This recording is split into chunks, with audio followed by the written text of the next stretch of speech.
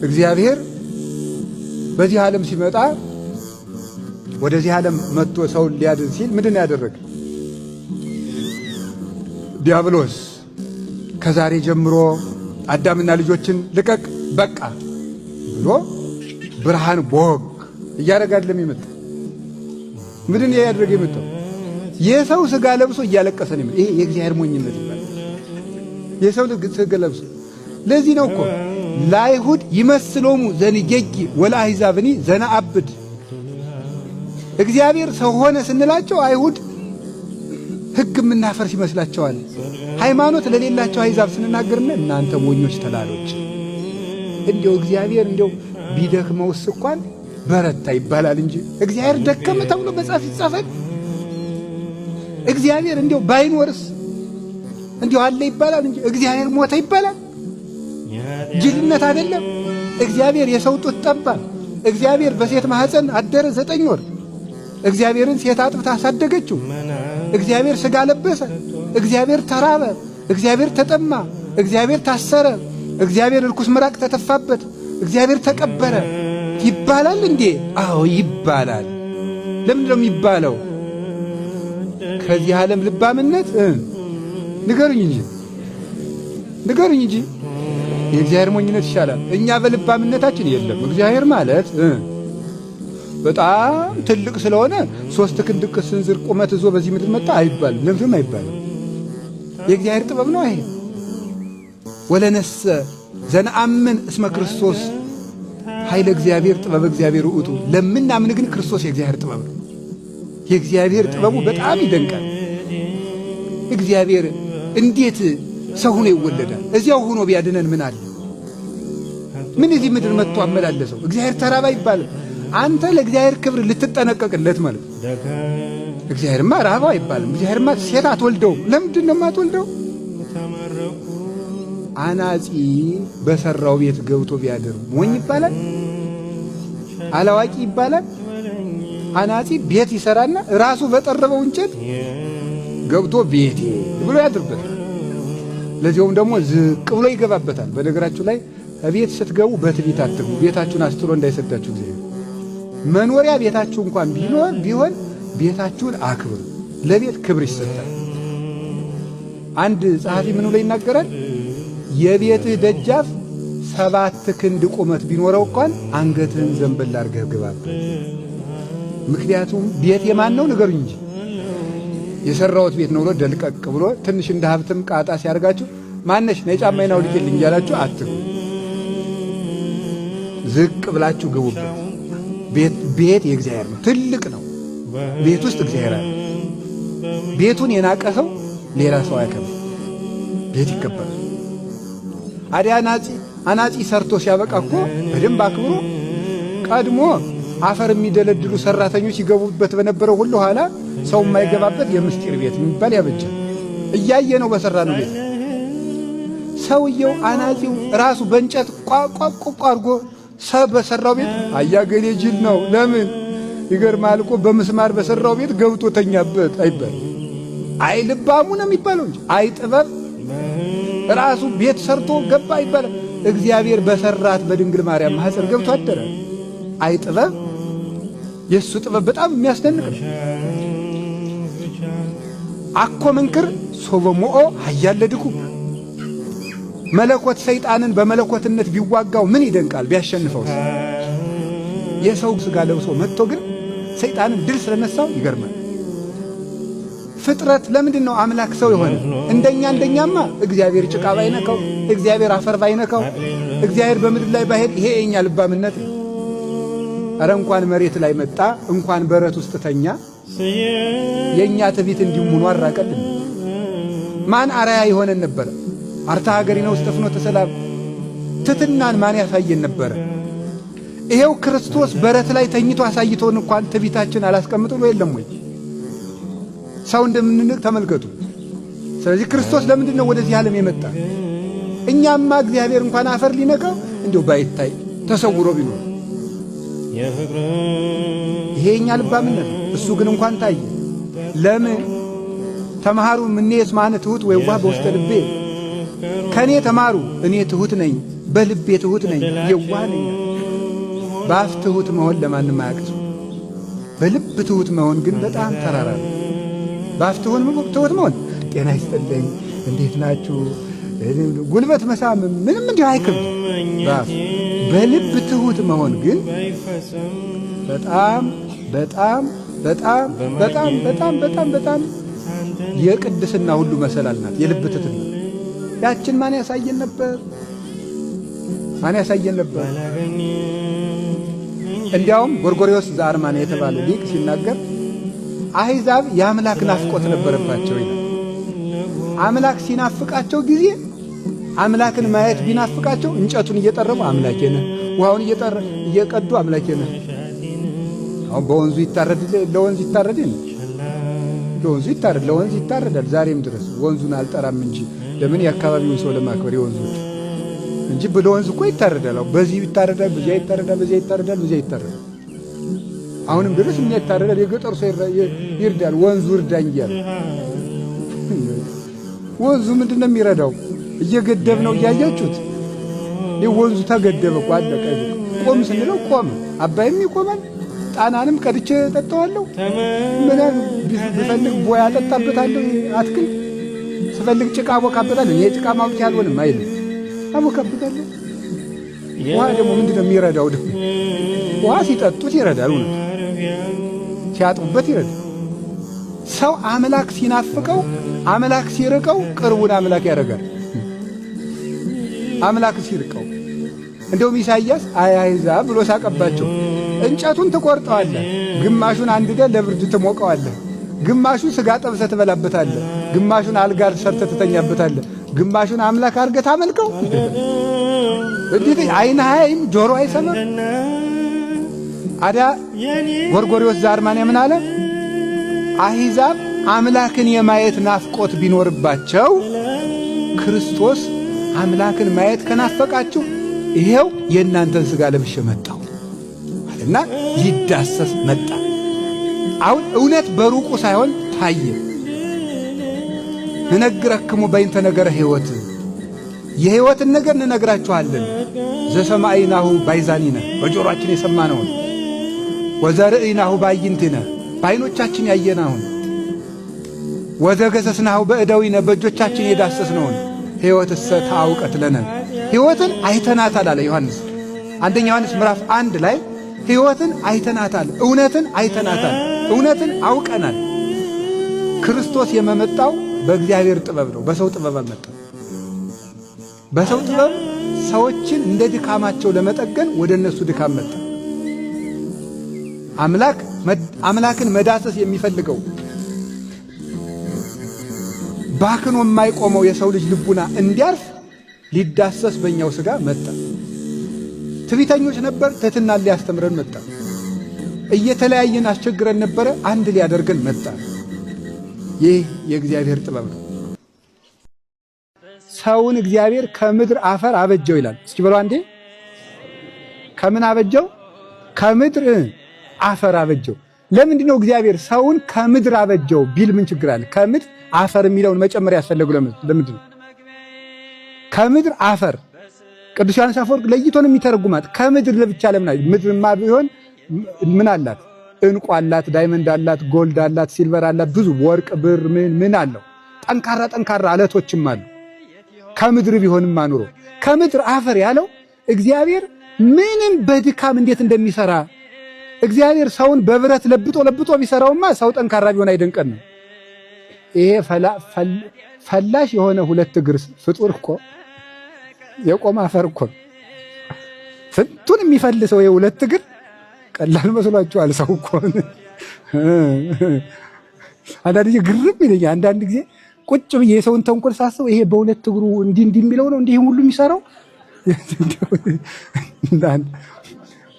ክንፉን ሁሉ በክንፍ ጭምር እኮ በረን ነው እኮ ተንኮሉን የምንሰራው የሚመስለኝ አንዳንድ ጊዜ።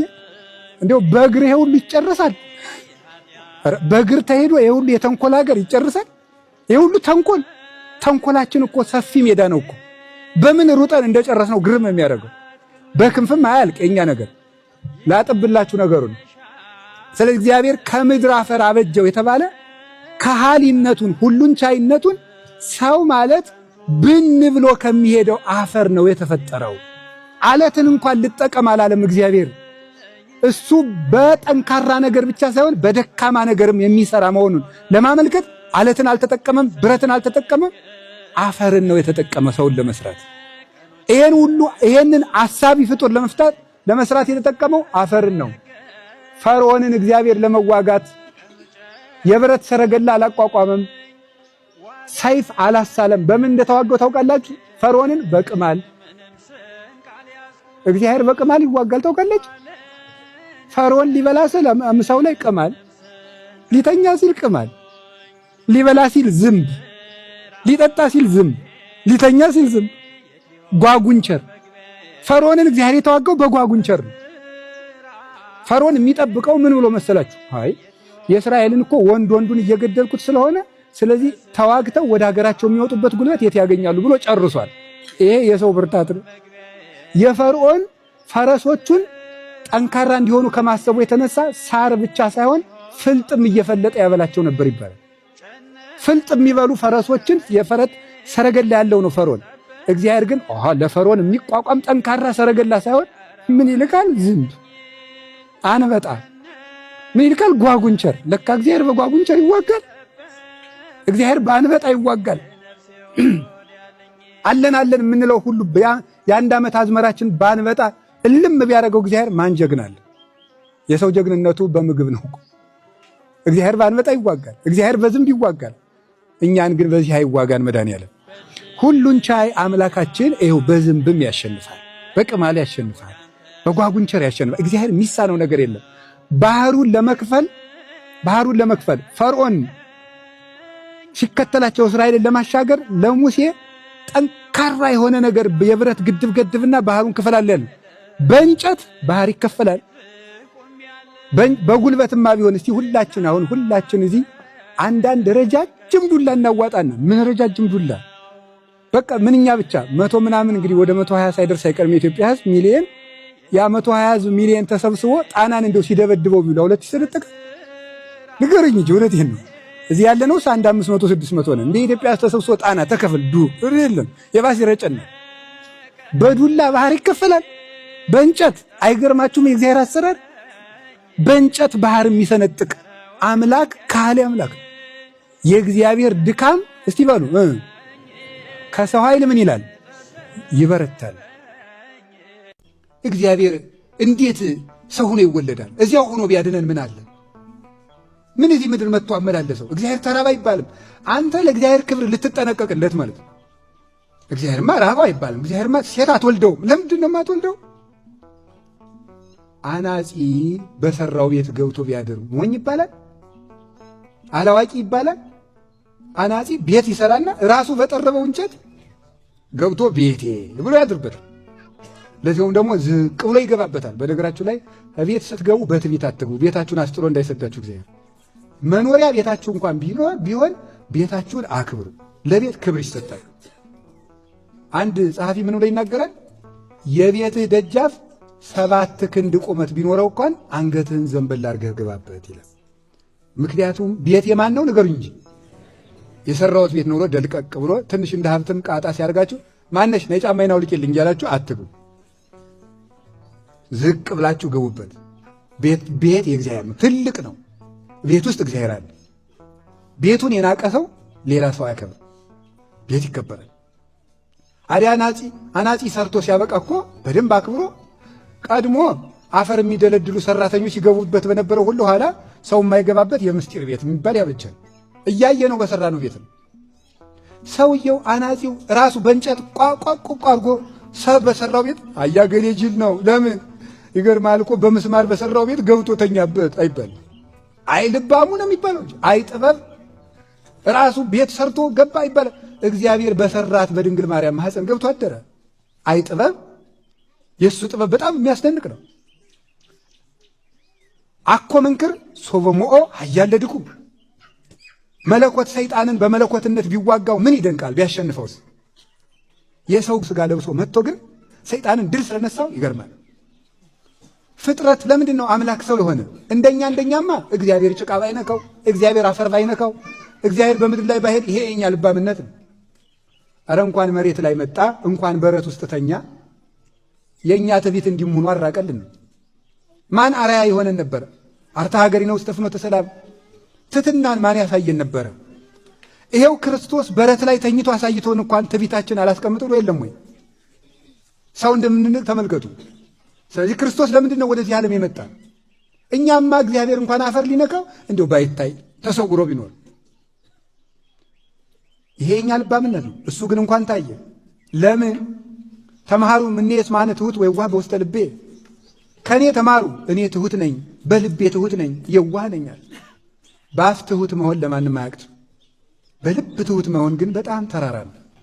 በአፍ ትሑት መሆን ጤና ይስጥልኝ እንዴት ናችሁ ጉልበት መሳም ምንም እንዲሁ አይከብድም በአፍ። በልብ ትሑት መሆን ግን በጣም በጣም በጣም በጣም በጣም በጣም በጣም የቅድስና ሁሉ መሰላል ናት የልብ ትሕትና። ያችን ማን ያሳየን ነበር? ማን ያሳየን ነበር? እንዲያውም ጎርጎርዮስ ዘአርማንያ የተባለ ሊቅ ሲናገር አሕዛብ የአምላክ ናፍቆት ነበረባቸው ይላል። አምላክ ሲናፍቃቸው ጊዜ አምላክን ማየት ቢናፍቃቸው እንጨቱን እየጠረቡ አምላኬ ነህ፣ ውሃውን እየቀዱ አምላኬ ነህ። አሁን በወንዙ ይታረድ ለወንዝ ይታረድ ለወንዙ ይታረድ ለወንዝ ይታረዳል ዛሬም ድረስ። ወንዙን አልጠራም እንጂ ለምን የአካባቢውን ሰው ለማክበር የወንዞቹ እንጂ ለወንዝ እኮ ይታረዳል። አሁን በዚህ ይታረዳል፣ በዚያ ይታረዳል፣ በዚያ ይታረዳል፣ በዚያ ይታረዳል። አሁንም ድረስ የሚያታረዳል። የገጠሩ ሰው ይርዳል፣ ወንዙ እርዳኝ እያለ። ወንዙ ምንድን ነው የሚረዳው? እየገደብ ነው እያያችሁት። ይህ ወንዙ ተገደበ እኮ አለቀ። ቆም ስንለው ቆመ። አባይም ይቆማል። ጣናንም ቀድቼ ጠጣዋለሁ። ብፈልግ ቦያ አጠጣበታለሁ። ይሄ አትክልት ስፈልግ ጭቃ አቦካበታለሁ። እኔ የጭቃ ማቡኪያ አልሆንም አይልም፣ አቦካበታለሁ። ውሃ ደግሞ ምንድን ነው የሚረዳው? ደግሞ ውሃ ሲጠጡት ይረዳል። እውነት ሲያጥቡበት ይረዳል። ሰው አምላክ ሲናፍቀው አምላክ ሲርቀው ቅርቡን አምላክ ያደርጋል። አምላክ ሲርቀው እንደውም ኢሳይያስ አይ አሕዛብ ብሎ ሳቀባቸው። እንጨቱን ትቆርጠዋለህ፣ ግማሹን አንድደህ ለብርድ ትሞቀዋለህ፣ ግማሹን ስጋ ጠብሰህ ትበላበታለህ፣ ግማሹን አልጋ ሰርተህ ትተኛበታለህ፣ ግማሹን አምላክ አድርገህ ታመልከው ይላል። እንዴት ዓይን አያይም ጆሮ አይሰማም? አዳ ጎርጎርዮስ ዘአርማንያ ምን አለ? አሕዛብ አምላክን የማየት ናፍቆት ቢኖርባቸው ክርስቶስ አምላክን ማየት ከናፈቃችሁ ይሄው የእናንተን ሥጋ ለብሼ መጣሁ አለና ሊዳሰስ መጣ። አሁን እውነት በሩቁ ሳይሆን ታየ። ንነግረክሙ በይንተ ነገረ ሕይወት፣ የሕይወትን ነገር እንነግራችኋለን። ዘሰማዕናሁ ባይዛኒነ፣ በጆሮአችን የሰማነውን፣ ወዘርእይናሁ በአዕይንቲነ፣ በዓይኖቻችን ያየናውን፣ ወዘገሰስናሁ በእደዊነ፣ በእጆቻችን የዳሰስነውን። ሕይወትሰ ተአውቀት ለነ፣ ሕይወትን አይተናታል አለ ዮሐንስ። አንደኛ ዮሐንስ ምዕራፍ 1 ላይ ሕይወትን አይተናታል፣ እውነትን አይተናታል፣ እውነትን አውቀናል። ክርስቶስ የመመጣው በእግዚአብሔር ጥበብ ነው፣ በሰው ጥበብ አልመጣም። በሰው ጥበብ ሰዎችን እንደ ድካማቸው ለመጠገን ወደ እነሱ ድካም መጣ። አምላክን መዳሰስ የሚፈልገው ባክኖ የማይቆመው የሰው ልጅ ልቡና እንዲያልፍ ሊዳሰስ በእኛው ሥጋ መጣ። ትዕቢተኞች ነበር፣ ትሕትናን ሊያስተምረን መጣ። እየተለያየን አስቸግረን ነበረ፣ አንድ ሊያደርገን መጣ። ይህ የእግዚአብሔር ጥበብ ነው። እግዚአብሔር ሰይጣንን ያሸነፈው በጣም የሚገርመኝ በጣም የሚያስደንቀው አንደኛ እግዚአብሔር ሰይጣንን ያሸነፈው በምንድን ነው? በሴት። እስቲ በሉ ተናገሩ እንጂ። የሴት እኩልነት ከሕገ መንግሥት በፊት እግዚአብሔር ነው የሰጣቸው። እውነት ለመናገር አሁን እንደው ይሄ ሴታ ሴትነትን የሚያቀነቅኑ ፌሚኒስቶችን ቢያርፉ ጥሩ ነው።